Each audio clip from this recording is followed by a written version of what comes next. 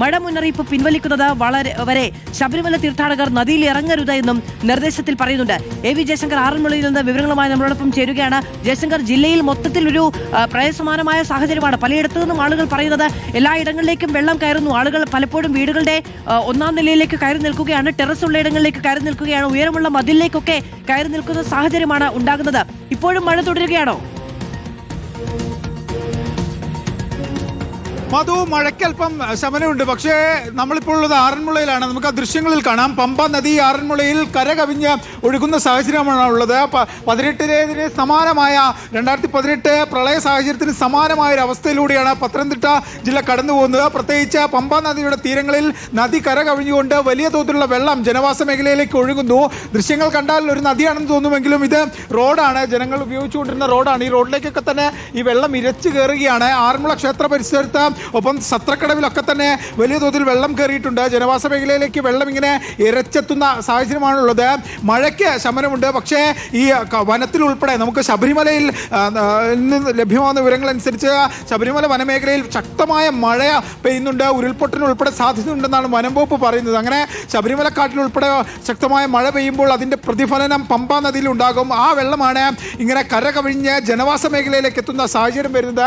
ആറന്മുളയുടെ ഏകദേശം ഭൂരിപക്ഷം പ്രദേശങ്ങളിലും ഇത്തരത്തിൽ നിലവിൽ പമ്പാ നദി കരകവിഞ്ഞൊഴുകുന്ന ഒരു സാഹചര്യമാണുള്ളത്. പൊടുന്നനെയാണ് ഇന്നലെ രാത്രി ഇത്തരത്തിൽ ശക്തമായ മഴയുണ്ടാകുകയും നദികൾ കരകവിയുകയും ചെയ്യുന്ന ഒരു അസാധാരണ സാഹചര്യം പത്തനംതിട്ട ജില്ലയിൽ ഉണ്ടായത്. നമുക്ക് ആ ദൃശ്യങ്ങൾ കാണാം. എല്ലാ ഭാഗത്തു നിന്നും ഇങ്ങനെ വെള്ളം ഒലിച്ചു വരികയാണ്. ഈ വെള്ളത്തിൻ്റെ അളവ് ഇനിയും കൂടി അത് ജനങ്ങളെ വലിയ തോതിൽ ബാധിക്കും. കാരണം 2018 രണ്ടാൾ പൊക്കത്തിലൊക്കെ വെള്ളം വരുന്ന സാഹചര്യം ഉണ്ടായിരുന്നു. പക്ഷേ ഇപ്പോൾ ആ അവസ്ഥയിലേക്ക് പോയിട്ടില്ലെങ്കിൽ പോലും ഈ റോഡുകളൊക്കെ തന്നെ ആ ജലം അതിൻ്റെ അധികാര കേന്ദ്രം സ്ഥാപിക്കുന്ന തലത്തിൽ വെള്ളം നിറഞ്ഞു കഴിഞ്ഞു.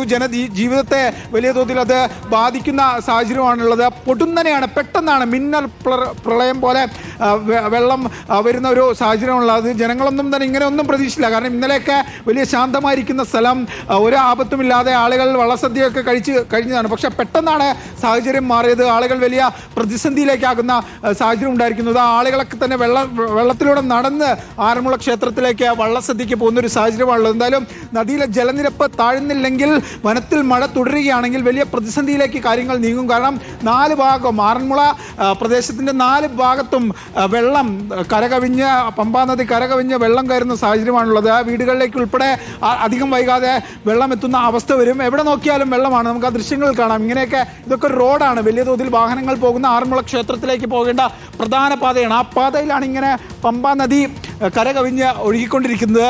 ഇന്നലെയൊന്നും ഈ സ്ഥലം ഇങ്ങനെയായിരുന്നില്ല. പക്ഷേ ഇന്നലെ രാത്രി പൊടുന്നനെ ഉണ്ടായ മഴ അതാണ് എല്ലാം മാറ്റിമറിച്ചത്. വലിയ തോതിലുള്ള ഒരു വെള്ളപ്പൊക്കത്തിലേക്ക് തന്നെ കാര്യങ്ങൾ കുറച്ചുകൂടി മുമ്പോട്ടൊക്കെ പോകുമ്പോൾ വലിയ തോതിൽ കൂടുതൽ വെള്ളമുണ്ടെന്നാണ് പറയുന്നത്. എന്തായാലും നിലവിൽ പോലീസ് ഈ വഴിയുള്ള ഗതാഗതമൊക്കെ തന്നെ നിയന്ത്രിച്ചിട്ടുണ്ട്. കാൽനട യാത്ര മാത്രമാണ് നിലവിൽ സാധ്യമാകുന്നത്. എന്തായാലും ഈ വെള്ളത്തിൻ്റെ തോത് ഇനിയും ഉയർന്നു കഴിഞ്ഞാൽ അത് വലിയ പ്രതിസന്ധിയിലേക്കാകും. കാരണം സമാനതകളില്ലാത്ത ഒരു ദുരന്തത്തിലേക്ക് വീണ്ടും കാര്യങ്ങൾ നീങ്ങുമെന്നാണ് ജില്ലാ ഭരണകൂടം പറയുന്നത്. പക്ഷെ അപ്പോഴും ഈ മഴയൊക്കെ മാറി നിൽക്കുന്നത് വലിയൊരു ആശ്വാസമാണ്. കാരണം തുടർച്ചയായി കഴിഞ്ഞ കുറച്ച് മണിക്കൂറുകളായി ജില്ലയിൽ ശക്തമായൊരു മഴ ഇല്ല എന്നത് വലിയ ആശ്വാസം നൽകുന്ന കാര്യമാണ്. പക്ഷേ അപ്പോഴും നദികളിലെ ജലനിരപ്പ് താഴ്ന്നിട്ടില്ല. ഈ പമ്പാ നദിയിൽ അയ്യപ്പ ഭക്തർ ഉൾപ്പെടെ ഇറങ്ങരുതെന്ന് നിർദ്ദേശം നൽകിയിട്ടുണ്ട്. ശബരിമല നട വരെയും പമ്പാ നദിയിൽ ഇറങ്ങരുത് എന്നുള്ള നിർദ്ദേശം നൽകിയിട്ടുണ്ട്. 300 മില്ലിമീറ്റർ മഴ ആണ് ഇതുവരെ ലഭിച്ചത്. അതിതീവ്ര മഴയാണ് എന്ന് കളക്ടർ അറിയിച്ചിട്ടുണ്ട്. ഇതോടെ വലിയ തോതിൽ വെള്ളം ഒഴുകി എത്തുകയായിരുന്നു.